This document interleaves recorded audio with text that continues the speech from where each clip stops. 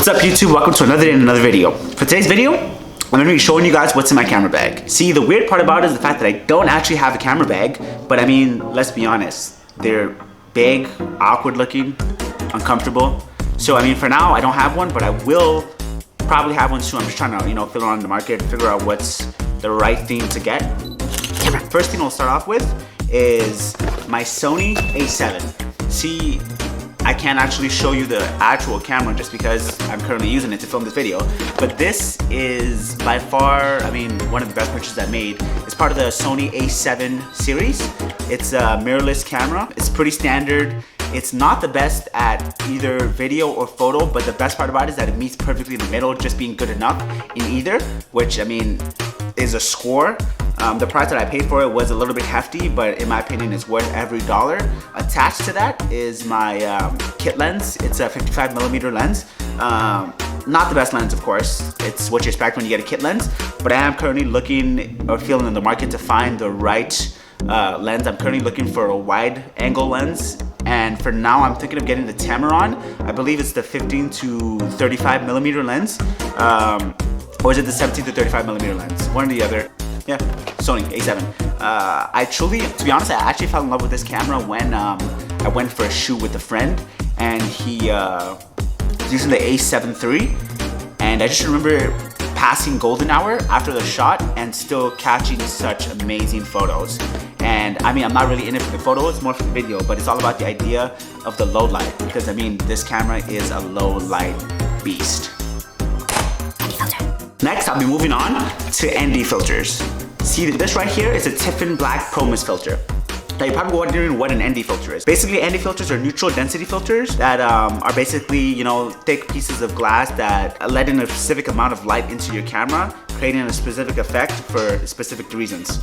Its function is basically to remove the digital edge from your camera. If you're wondering what a digital edge is, it's basically the idea that a footage or a picture is too perfect. And it is possible for something to be too perfect. It's too crisp. You can tell it was shot on a camera. And a lot of people don't really desire that. A lot of directors, a lot of videographers don't enjoy that. So a lot of movies that you've seen have actually used a pro filter. Most often, actually, a Tiffin Pro filter. These things go on the market for about like $60, around the $60 range, but they're worth every cent. They just remove, like I said, the digital edge, and it also creates a little bloom effect. If I have enough light shining on me, you can tell that there's a little aura of it around me. It gives off like a dream effect based on whatever scale you have. This one that I have here is actually a 1/4. I previously had a 1/2, but I got that in particular for a video to create a dream effect, and I actually misplaced it, which is unfortunate. But whoever finds it, I hope you treat it the best, because they're pretty expensive and they're worth every dollar. This one in particular, also, it doesn't just remove the digital edge, it also lightens up the tone. If you can see around my face right now, it's a lot smoother. It's a different way of adding in-camera effects and in-camera edits, which a lot of YouTubers, a lot of creators use, and I would honestly highly recommend them. Tiffin Pro Mist, anything that's in this video, I'll also tag down below in my Amazon account, and you guys can follow the links to purchase them. So the next ND filter that I have is the KNF Concept Filter. See, unlike the Tiffin Pro Mist filter, which takes off the digital edge, this affects the amount of light directly that comes into your lens. Basically, if I put this on, and I twisted it one way, it would affect the amount of light showing, which can be useful in different shots, especially for things like car photography, where you see a lot of reflections coming from the car.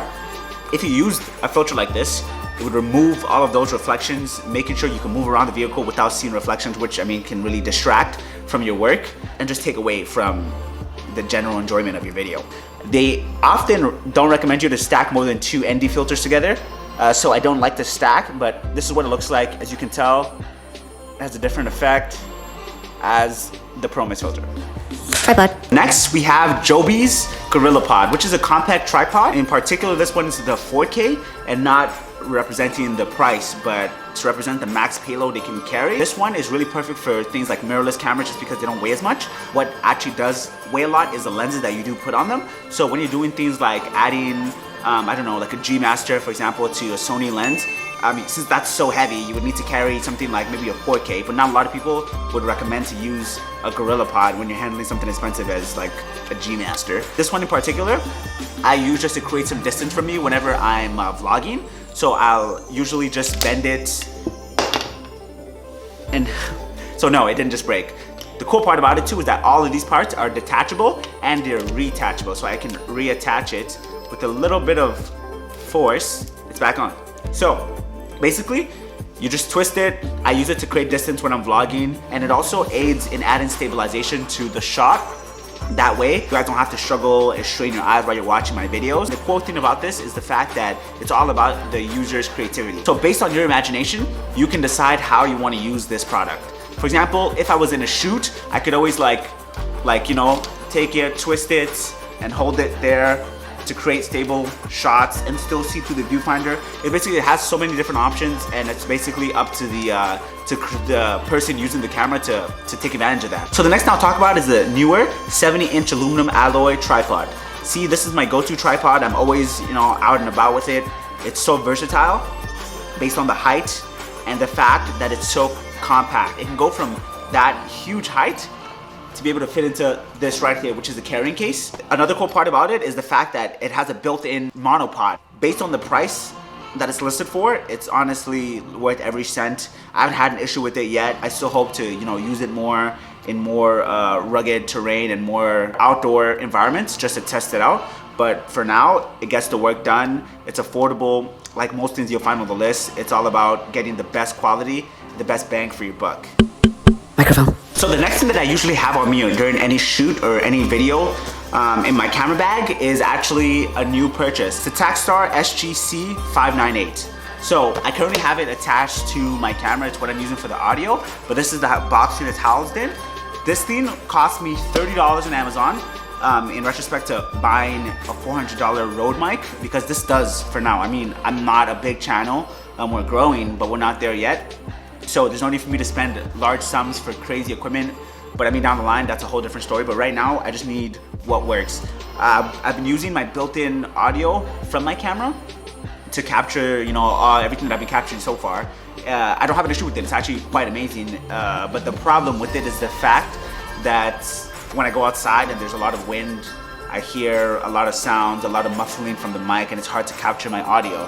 While with this shotgun mic, I don't have to worry about that. It also comes with a, you know, like a filter. It's really versatile. It's actually powered by one battery, and that one battery is estimated to last you 100 hours of recording, which is pretty amazing. I've yet to see that's true because I've yet to record 100 hours of audio with it. But the back of it also comes with an LED light that shows you when battery is running low, so it is nice. So you're not just out there and one day your audio just kind of cuts off. You're given a fair warning that it's gonna happen.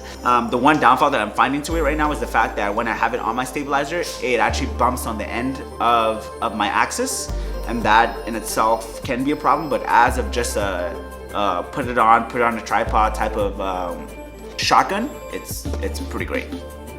Stabilizer. Inside my bag is my vlog pocket from Zhiyun. This is a gimbal specifically made for iPhones and phones in general, to be honest. Because a lot of people underestimate the power of your phone. We live in a time where your iPhone captures so much image and so much information that a lot of people underestimate that power. And it's important to take advantage of what you have, because sometimes you don't have access to a great camera or a great setup, and you just need something as simple as your phone to just get the work done. I think it was Casey Neistat that said something along the lines of the best thing to use is whatever you have access to, and sometimes all you have access to is your phone. Also, if you guys want to know how to switch your phone to 4K, comment down below and I can make a little quick video on how to do that so you can shoot, because a lot of people don't actually shoot in 4K. You think your quality of your phone is great, but then you see somebody else's footage and you're like, why? How come it can be like that in comparison to mine? Just because you have to change the settings for your phone. But yeah, if you do, comment down below, just let me know. And while we're at it, guys, if you like this video, if you like where we're going so far, don't forget to stop, smash the subscribe button, like the video, and tell somebody about it. Come on, guys, we're just trying to get bigger here together. So finally, the last thing that I have inside of my camera bag is actually my Zhiyun Weebill S. Now this is similar to the last stabilizer. It's from the same company. The only difference is that this is meant to handle a higher payload, you know, DSLRs or mirrorless cameras like my Sony A7. 2, But honestly, I just bought this, and I can sit here and pretend like I know how to use it perfectly and everything like that. But it's actually kind of hard to use. When I was doing a lot of research for it, a lot of people spoke on how easy it was to set up, and I'm gonna sit here and tell you guys the truth and say that it's not very simple. And the problem with that is that if you don't have it set properly, you can burn out the motors, and that in itself kills the battery faster. Now the good part about it is that the battery is actually, you know, removable. You can remove the battery to charge them, which is great. But the problem is that if I'm out on a shoot, I don't have the time to try and stabilize this properly before capturing the shot, which is honestly really flippin' annoying. And sometimes I stabilize it, but like, you know, it still like starts glitching like mid-shot. So for those of you guys that don't know, a gimbal's function is basically to use counterweight to stabilize your shot or stabilize your camera so that you don't get micro jitters or jitters in general. Now the thing with this one is that before you do it, you have to balance your camera on the 3 axis. You have to put everything that you want to put on your camera and then balance it to 1 by 1 out of the 3 axes. Now the thing with that is that it's actually quite hard. I've watched like multiple different videos. If anybody knows a quicker way to do this that has this, let me know. Tag yourself down below if you have a video and just show me how, because I'm really struggling with this. I want to use it to its maximal capacity because I mean I paid quite a lot for it, and I want to use it to the fullest. Alright guys, if you guys liked the video, I want you guys, like I said before, to like this video, subscribe, and you know, tell somebody, just share it. We finally made it to 100 subs. I'm so happy about that, guys. I'm gonna have something for you guys for getting me there, for getting us there. What am I saying? But I mean, let's keep grinding, guys, and let's celebrate every 100 like it's 1 mil, and we'll be there, you know, faster than we can even think. But yeah, guys, thank you for watching. Remember, life's too short, adventure more, worry less. Till next time, I'll catch you. Peace.